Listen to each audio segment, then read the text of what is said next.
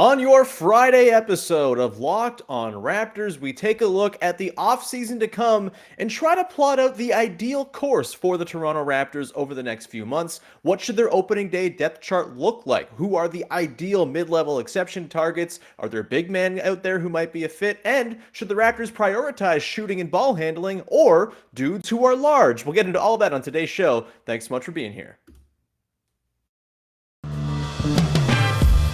You are Locked On Raptors, your daily Toronto Raptors podcast, part of the Locked On Podcast Network, your team every day.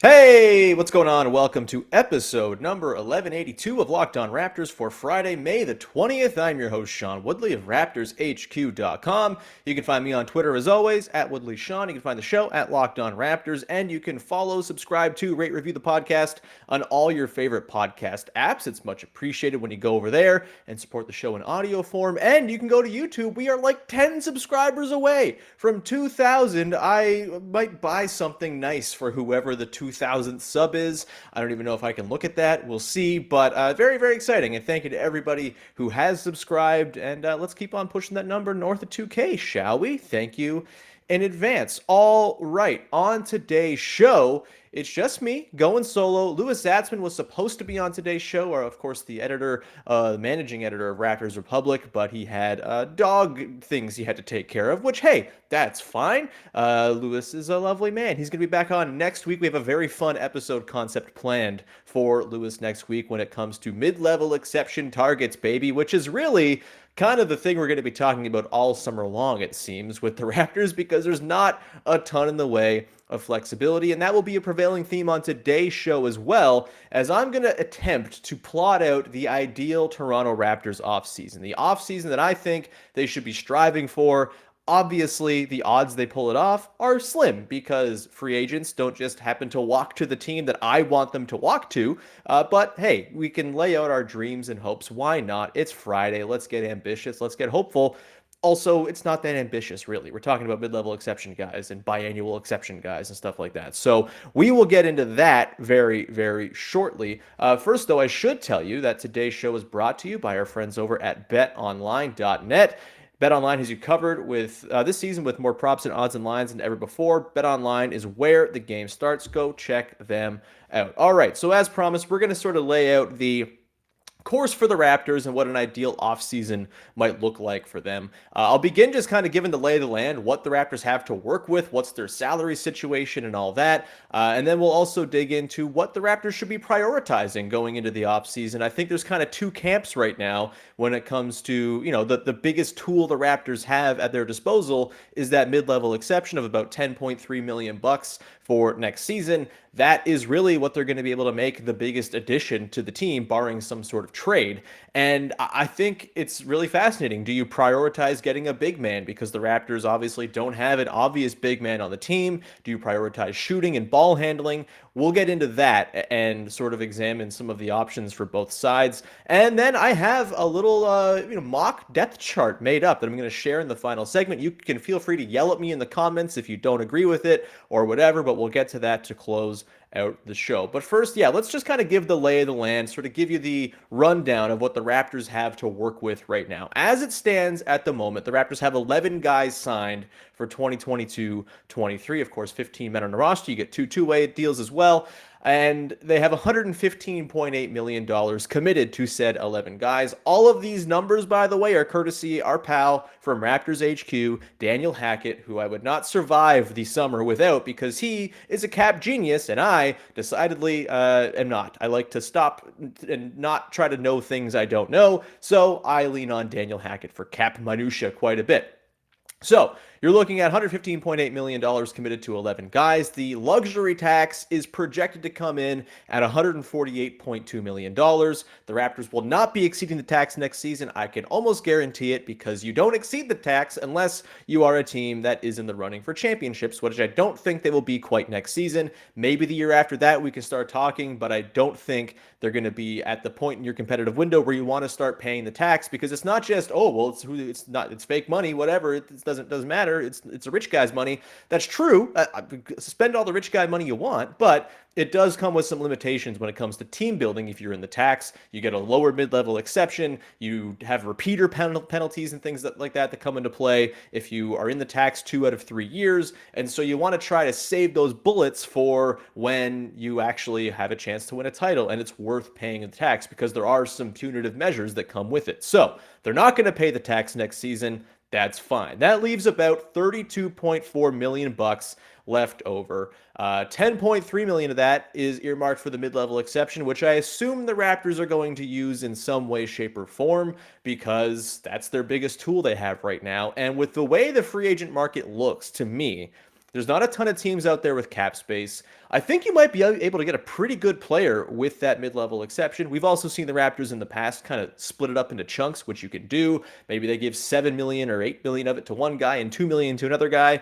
We'll get into that as well and a couple ideas I have there. But I think that's definitely on the table for the Raptors, using the full mid-level exception, whatever it is that they end up doing with it. So that leaves about $22.1 million left after that. You have to set aside for the minimum salary that the second-round rookie is going to come with, the 33rd overall pick. That's about $1 million or so. So that brings you down to $22.1 million in room to re-sign the free agents that are on the team, which include Thad Young, Chris Boucher, and Yuta Watanabe. We've dug into on previous episodes, in the Thad and Boucher review episodes, for example, what it might take to keep those guys around. I think Boucher's got to be the highest priority. And to me, an offseason where the Raptors don't bring back Chris Boucher, barring some other addition to improve upon him, would be a bit of a failure to me. I think he's a guy who fits so well with what the Raptors want to do. Why wouldn't you want to bring that guy back? He just became a brand new player this season, and he kicked ass. He was so fun to watch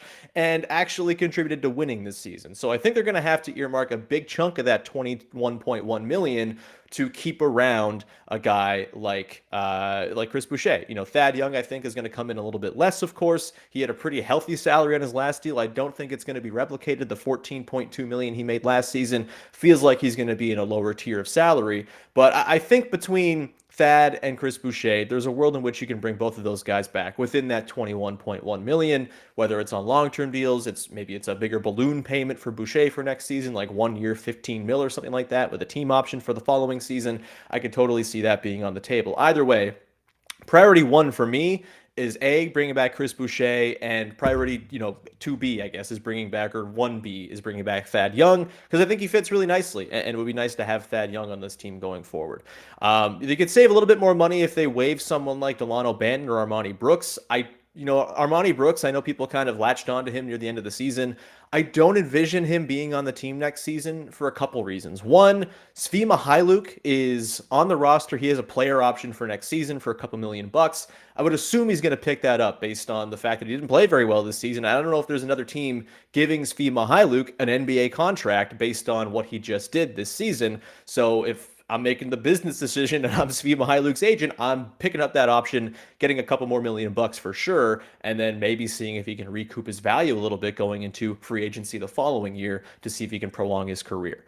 When it comes to Banton, he's sticking around. I don't see him going anywhere. He's going to be a part of the team. He's going to be a part of the pipeline. I'm sure he'll play some more 905 games next season, but I could also see him fitting into the rotation. If things go really, really well with his development this offseason, we'll get to see a lot, I'm guessing, at Summer League as to whether there's some growth going on there, but I don't think Banton's going anywhere. And then you get into a couple of interesting cases in Malachi Flynn and Khem Birch, who to me kind of feel like the guys who are on the outside looking in when it comes to the future plans of this team. It might be that they're back next season, that they stick around, but I kind of think the ideal vision of this Raptors offseason sees at least one of those guys going out in order to create a little bit more money to play with to bring in maybe a more reliable backup center or something like that. And so yeah, I'll spoil it now. On my ideal depth chart at the end of the season, or at the end of the show that I'm going to reveal, Khem Birch is not on there. And I think he's someone who you might have to attach, a pick to move off of or something like that. But I could see a team like Oklahoma City, for example, a team that maybe is going to start actually trying to not be pathetic next season. They got the second overall pick. Likely they're going to bring in some form of big man, whether it's Jabari Smith or Chet Holmgren with that pick. And I wonder if Khem Birch is like a steady, reliable backup who can set good screens for Josh Giddey and Shai Gilgeous-Alexander. Maybe you can seduce Sam Presti, who loves some himself a second-round pick with, a distant second-rounder attached to Khem Birch, maybe something else, and, some cash going the other way or something like that, and maybe you can offload Khem Birch that way into a team with cap space. But again, you're going to have to pay to get off of that most likely. If they choose to keep Khem Birch around as well, I don't think that's the worst thing in the world. The guys that they, in theory, would bring in to replace him as the backup center are not, notably better necessarily, but in terms of just the fit within the team, I kind of think Khem looks like he's on the outside looking in, and I could envision a world in which they try to move off of him at the draft or during the offseason, just as a bit of bookkeeping and to free up $7 million that of course he's owed in the next couple seasons or thereabouts. So that's kind of what you're looking at with the situation for the Raptors. There's obviously extension conversations to be had about Fred VanVleet and Pascal Siakam. We'll surely do those conversations on future episodes, but for the purposes of what this offseason looks like, the books for next season, that's kind of what you need to know. The extensions for guys won't come in until future years when those need to be worried about. So, yeah, that's the kind of lay of the land of what the Raptors situation looks like. On the other side of the break, I'm going to come in and we're going to talk about what the Raptors should be prioritizing with that mid-level exception, that big tool they have to add something to this roster. I'll get to that in just one sec. But first, I want to tell you about our friends over at Built Bar, who are making the best tasting protein bars in the world, and now they've jumped into the marshmallow game, baby. I love a brownie myself. We talk about food a lot on this podcast because I like to eat food. I'm kind of a monster, and I really need to exercise to sort of make up for the crap that I eat. But Built Bar is a great way for me to not eat like crap and also get good stuff into me and also feel like I'm eating like crap. It's beautiful. And a brownie is one of my favorite sweet treats in the whole wide world. But you know what's even better is brownie batter. What's better than just licking the spoon? It's like cutting out the middleman, the oven being the middleman here. Just let me lick that spoon, baby. And Built Bar, you're in luck with them because they have created a new bar that is amazing. It's the Brownie Batter Puff. You heard me right. The Puff takes protein bars to a whole new level, and they're available right now at Built.com. You got to try them out. I'm not a marshmallow person, but the Built Puffs are really, really tasty, and they have just 140 calories, 17 grams of protein, and only 7 grams of sugar in the Brownie Batter Puff. So they're the perfect pick you up for the afternoon. Maybe you're in the middle of the day, you're hitting that 2 o'clock wall when we all start to get a little bit, dragging ass. Built Bar is here for you to get you through the day with a nice treat. All their bars are covered in 100% real chocolate. Go to Built.com, use the promo code LOCKED15, LOCKED15 to get 15% off your order. That's the promo code LOCKED15 for 15% off at Built.com. All right, so we continue on here trying to plot the course for the ideal Toronto Raptors offseason. And one of the dividing lines, I think, among those who follow and cover the team is what should they use that MLE on? That $10.3 million. Is it a shooter? Is it a ball handler who can help take some of the burden off of Fred VanVleet? Is it some sort of combination of both? Or is it a big man, someone who can actually just play center and be 7 feet tall and do typical big man things? I've made it pretty clear on this podcast, I don't think they need to go and pursue a traditional big man, really. That's something that you can get with a biannual exception or something along those lines, and we'll get into it. I think there's a couple of options that are pretty interesting when it comes to big men who are out there in free agency. And the thing that you're dealing with when you're kind of in the discount area of free agency is none of these players are perfect. None of these players tick all the boxes. If they did, they wouldn't be in the mid-level exception conversation. They'd be making a lot more money and not within the Raptors' price range. And so none of these options are going to be perfect. No one's going to be fully 100% satisfied by what the Raptors ultimately do because just there's imperfections with all of these guys. With all of that said, like I said, I don't think the big man situation is that dire. I'm extremely high on Precious Achiuwa. I think he's going to play probably 30 minutes a game next season, mostly at center, and I'm excited for that. Yes, he's not a typical 7-foot bruiser, but there aren't that many guys like that left in the NBA, specifically starters. There are some bench guys who will come in and sort of boss you around and be huge, and is the odd guy, mostly kind of reserved for the Western Conference, honestly, when you have like Jonas Valanciunas and Steven Adams, not to be worried about necessarily, Nikola Jokic as well. In the Eastern Conference, Joel Embiid is kind of it. And after that, I think you can kind of get by with a non-traditional big who does regular big things. And we've talked about Precious on this show a lot.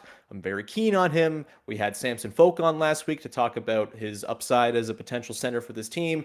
My ideal vision for this team next season is Precious Achiuwa starting at center. And I don't think you need to go and mess that up, get in the way of his development track by going and getting some kind of starter or someone who's going to demand a lot of minutes off the bench, right? I just think clear the way for Precious, at least give it one season of Precious after the development we saw this season. I think he's kind of earned it, right? Like he did so much to improve as a player from November all the way through the playoffs. I'd like to see him get the full rope for at least a year, maybe, until the trade deadline, at the very least next season, to see, hey, can he run with this job? Can the Raptors make it work without a traditional center now that they've kind of got some core guys in place and they kind of have arranged the roster in a way that they want? I think the sort of Tetris game gets a little bit more difficult if you start adding more bigs to the mix, because guess what? Pascal Siakam can play center. Scotty Barnes can play some center. OG Anunoby can play some center. Chris Boucher can play some center. I'm assuming Justin Champagnie is going to be soaking up front court minutes in some way, shape, or form next season. Even Thad Young can play some center. And I think you can get by at that position and have good players filling in those minutes at the 5 and not getting killed all that much. Precious was really great when it came to driving defensive rebounding for the Raptors last season. I just don't see the need to go and use a ton of resources to fill that spot. If there's a trade that comes open for a Rudy Gobert or DeAndre Ayton that makes a lot of sense for the Raptors, then sure. Then maybe you change your plans there. But for now, I don't see those trades as being terribly likely, even though we will examine those on future episodes to be sure. But I just see the more likely path here is Precious gets the job and you just roll with it next season, or you just roll with the starting 5 that they had this season and see if you can get a more sort of clean sample with less noise than they had this year, where they were just a plus 0.5 per 100 possessions. So that leaves you with wing shooting, ball handling, whatever it might be as the sort of other thing to prioritize. And I think you can kind of almost get all the boxes checked that you want in one guy. And that one guy, to me, is DeLon Wright. I know I kind of do this a lot where I sort of get caught up on old Raps faves and want to bring them back. I was sort of tongue-in-cheek about the Terrence Ross stuff this year. I was not so tongue-in-cheek about the Jakob Poeltl stuff this year because I think he would have been really fun to watch, play defense on this team with his offensive limitations obviously understood. But when it comes to DeLon Wright, he does, among all the guys out there on the free agent market for guards, backcourt players, wing players, whatever, he kind of checks all the boxes you're looking for the Raptors specifically. The Raptors are not a team that wants to have a ton of small dudes out there, right? Like, they're very discriminatory against smalls. It's been shown. Fred VanVleet plays bigger than he is. That's great. He's awesome. He can get in there. But after that, if you're not long and rangy and able to execute the defensive scheme, cover a ton of ground, you're not exactly the type of guy that Nick Nurse is going to trust to play his defensive scheme. DeLon Wright has familiarity with the team, of course, but he's also got a couple of traits that I think really would help just kind of balance out the Raptors roster, take some burden off of guys like Fred VanVleet, and just be a nice little injection of offense and skill and playmaking off of the bench. He as far as like 3-point shooting, I think his reputation with the Raptors was that he was never really a good one, and that's true. He never really kind of took off. He was a 35% shooter from 3 on just 1.7 attempts a game with the Raptors, but since then he's been a pretty reliable 3-point shooter with the Mavericks. In his first season there, 73 games off the bench, he shot 37% on 1.7 attempts. With the Kings and the Pistons in 2020-21, he shot over the course of that season 37.2% on 22.7 attempts, and then he was 38% last year with the Hawks on 1.5 attempts. It's not crazy volume or anything like that, but it's a 3 or 2 a game that he can knock down for you. And when you add that with the ability for him to get to the rim, to play make for guys, dump off passes, acrobatic finishes, and also the fact that he's a pretty good steals guy, he's averaged north of a steal a game, throughout his entire career, more or less. I think he kind of fits exactly what the Raptors would want from a third guard, right? And I think he can fit in either as a 2-guard playing next to Fred or playing next to a Scotty Barnes or something like that. I think he can be your lead ball handler with the second unit. You can throw out a backcourt of Wright and Gary Trent Jr., and I think be competent enough offensively to keep it rolling. I think DeLon Wright, that type of player, is the exact type of dude the Raptors should be targeting with their mid-level exception. And he might not even take the whole thing, right? Like, he's not had enormous numbers. He's not had a crazy role with any of these teams. He keeps bouncing around. Might be something where you can give him $7 million worth of a mid-level exception over a couple years and then still have a little bit left over to play with for a couple of guys who I'm going to get to in the final segment as potential options at center to come in and fill in for a Khem Birch if you've moved off of him or something like that. So That's where I'm at. DeLon Wright to me is the sort of cream of the crop for me when it comes to Raptors potential targets. There's other point guards out there. Ricky Rubio's there. He's coming off an injury, and his shooting obviously leaves a lot to be desired, but he does tend to make the vibes very, very good wherever he goes. He'd probably fit in quite nicely in Toronto. I don't hate the idea of Rubio, but I think he's a little bit long in the tooth, and that injury recovery is kind of very much up in the air. Tyus Jones would be a great get, but I don't think the Grizzlies are going to let him walk. He was so essential to their success this season without Ja Morant in particular, like really guided the ship so steadily.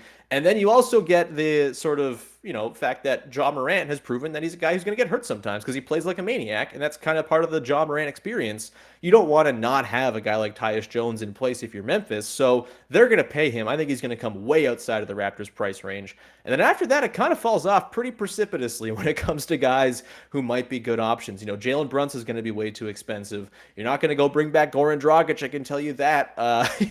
Maybe you want to change how you're going to allocate things, and maybe you devote more money to the center spot and you bring in a guy like Javon Carter or something like that. I don't think any of those options really tickle my fancy all that much. And DeLon Wright can play on the wing. He's long. He plays within the Raptors system. And I think it's just kind of been looking for a home, for a role for a while now. And I think it could kind of maybe come in the original home that he had for 4 seasons. So DeLon Wright, priority number 1 for me if I am the Toronto Raptors this offseason. And I'll keep on, riding this train all the way through the summer because I think he would be a really, really great fit. And obviously, you love a reunion as well. We love DeLon Wright in these parts. With that, I'm going to continue on, and I'm going to, on the other side, reveal to you my dream depth chart for day 1 of the Toronto Raptors season and talk about a couple of big men who I think would be nice targets, either with a little chunk of the MLE or with some of the money that you potentially free up with Khem Birch moving out. Maybe use the full biannual exception of about $5 million on a guy. We'll get to that in just 1 second. But first, I want to tell you about our pals over at betonline.net, who continue to be the #1 source for all of your sports betting needs and info. Find all the latest odds, news, sports developments, including this year's basketball playoffs, Major League Baseball scores, the fights, even next year's NFL futures. You got the Stanley Cup playoffs going on too. Tons of stuff for you to peruse. Get all the information you need so you can be the informed wagerer. With me, I usually tend to go and bet on gut whenever I do dabble in sports betting, and I usually fail as a result. I'm not the informed bettor, but if I go to betonline.net, I can turn that around and get myself all the info I need to make the informed wager and hopefully win some scratch, baby. Head to the website, use your mobile device, and learn more about the trends and the action. BetOnline is where the game starts. All right, so as I promised, I have an ideal depth chart for the Raptors for next season that I've concocted that I'm going to share with you in just a second. This depth chart, like I said, comes with a couple of things. Svi Mykhailiuk is back. I know it's probably not anyone's ideal dream outcome, but he's got the player option. It's in his court. I would imagine he's going to be back on next year's team. And hey, maybe he can pop. Maybe he has another sort of gear to find. I don't know. It doesn't seem terribly promising based on what we saw this season. But as a 15th man, I think life is too short to worry about who your 15th man is, honestly. And if Svi's your 15th man for a couple $1 million, you could do worse, right? So I'm not too concerned there. But that does mean there might have to be some decisions made in terms of who else gets cut. Like I said, I think Armani Brooks, probably not super long for this team. Feel like he's probably kind of in line with like the Freddie Gillespie thing that we saw last year, where it was a nice story, but ultimately the fit just isn't quite there, and there's other guys you'd rather have on the roster ahead of him. I also am baking in that I think Justin Champagnie is going to be a legit rotation player next season. He was so good in the G League, really flashed as a three-point shooter. He shot like 40% on super high volume, and we saw the rebounding acumen he showed, the defensive acumen. Like, he's just got a lot to his game that I find pretty interesting as a nice role player piece, and I think he's going to be in the rotation in some way, shape, or form next season. So he's on my ideal depth chart. Then it comes down to the big man situation. And if Khem Birch is back, great. No problem. He's your backup center, or he's your third string center, your 11th man who comes in when you need some beef up against an opposing matchup. You need a guy who has an extra foul or two to give. That's fine. I don't really mind that. But there's a couple guys who I have my eye on. And let's share it up right now, shall we? I think for me, the guy I am most intrigued by when it comes to adding to this team is Thomas Bryant. Thomas Bryant's had a couple of really rough years, right? He went and had himself a bad injury, knee surgery, missed a ton of time. He's only played like a handful of games in the last couple seasons. Has never really been terribly healthy and stayed on the floor. But when he's been out there, like there's something there to Thomas Bryant, and he's not a great defender. I don't know how much of that is playing for the Wizards, where it just seems like they don't really have a plan for anything ever, and how much of that is, his own personal individual, flaws and things like that. But the guy's only going into his age 25 season this year, and he's had some really, really nice seasons with Washington. 2019-20, where it was his second year in Washington. He averaged 13 a game, 7 boards, 1.8 assists. He shot 40% from 3 on 20 attempts a game.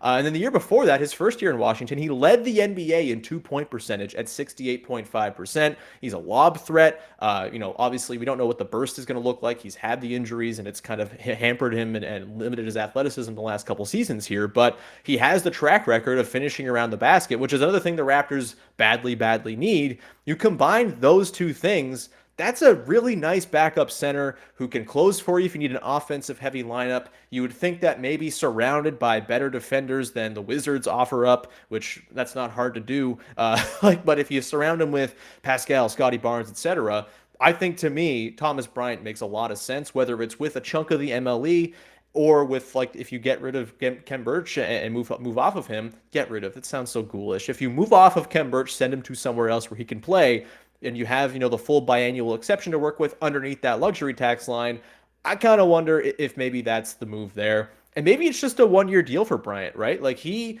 has had just 37 games of action over his last 2 seasons, has really not had a ton to do since he got injured, right?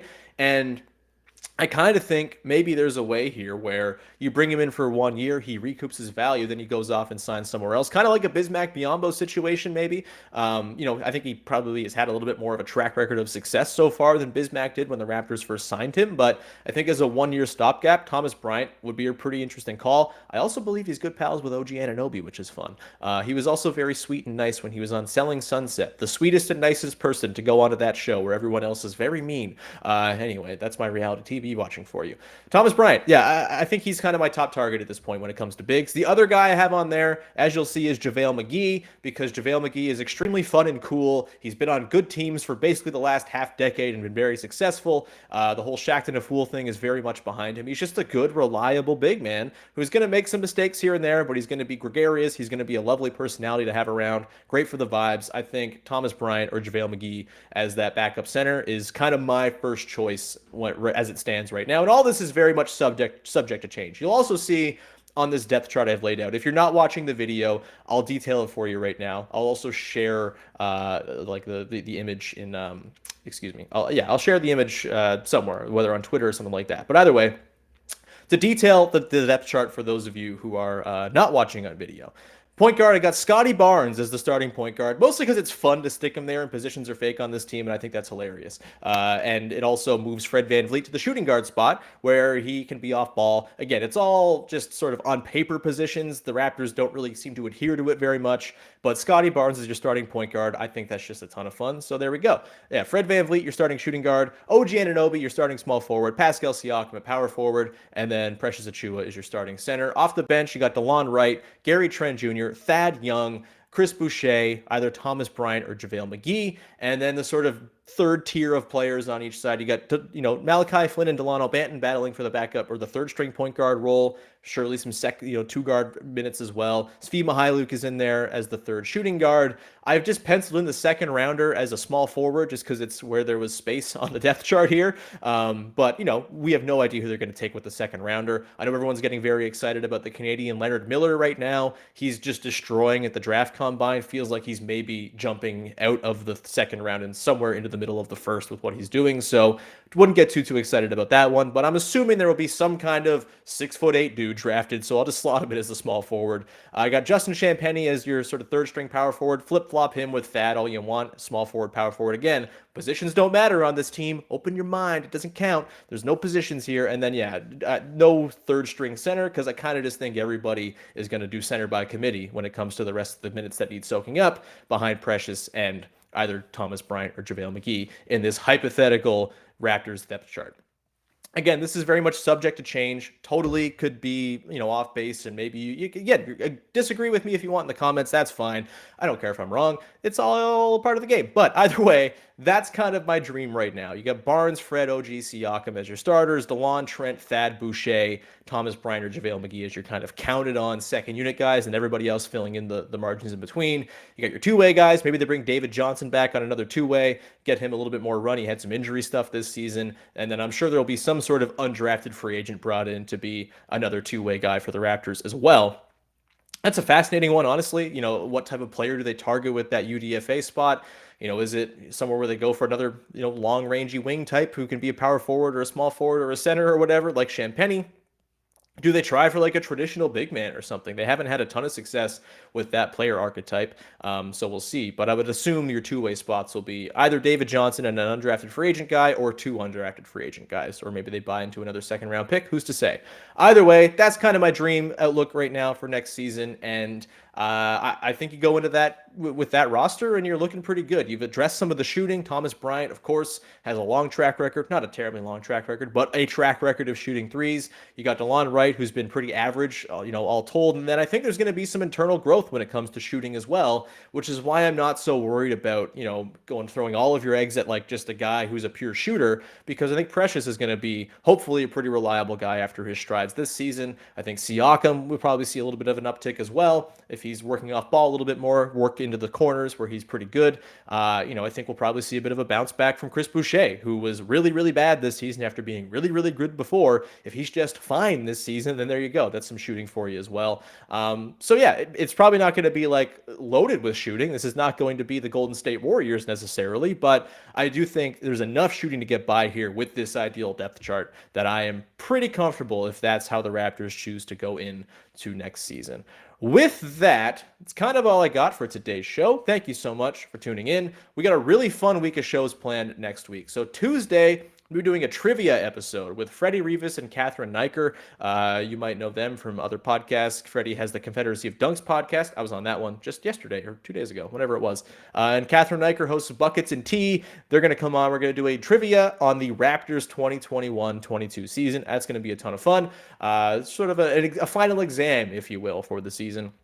Then on Wednesday, we'll be doing our over-under spectacular. Myself, Vivek Jacob, and Sahal Abdi digging into our preseason over-under picks. The all-NBA teams will be out as of Tuesday, so we'll dig into, did the Raptors get enough awards for the awards one to kind of swing the conversation? We did pick how many awards the Raptors would win. That is kind of the last one we need before we can do the over-unders. So that's going to be on Wednesday. And then next Thursday, Louis Zatzman's going to stop by, and we're going to play a little game of mid-level exception madness, where I'm essentially going to just write out all the names of mid-level guys who people want, stick them in a hat, and pull them out, and we're just going to riff on these guys as we go through. That might be a 2-day episode, honestly. It's going to be fun, but loaded shows next week, and hope you enjoyed this week's shows, and we'll be back again. It'll be Tuesday. Monday's the holiday, so I'm not going to do a show then, but excited to get back with you on Tuesday. Have a wonderful long weekend, everybody, and thank you for making us your first listen of the day. Go support the show on all your favorite podcast apps. It's much appreciated when you go ahead and do that. You can also support on YouTube, and you just might be the 2,000th subscriber of Locked On Raptors. If that happens, I'm pretty sure balloons and confetti rain on top of you or something like that when it happens. So get ready for that. Get your vacuum out, I suppose. With that, we'll leave it there. Go make your second listen of the day. Locked On NHL. They're covering the NHL playoffs, which have been fantastic, by the way. Really, really in-depth. Go check that show out and all of our other local NHL shows covering all the teams kicking around the NHL playoffs. There's still 8 teams left. Some kick-ass series going on, and I'll leave you with that. Thank you. Have a great weekend. Talk to you Tuesday. Bye-bye.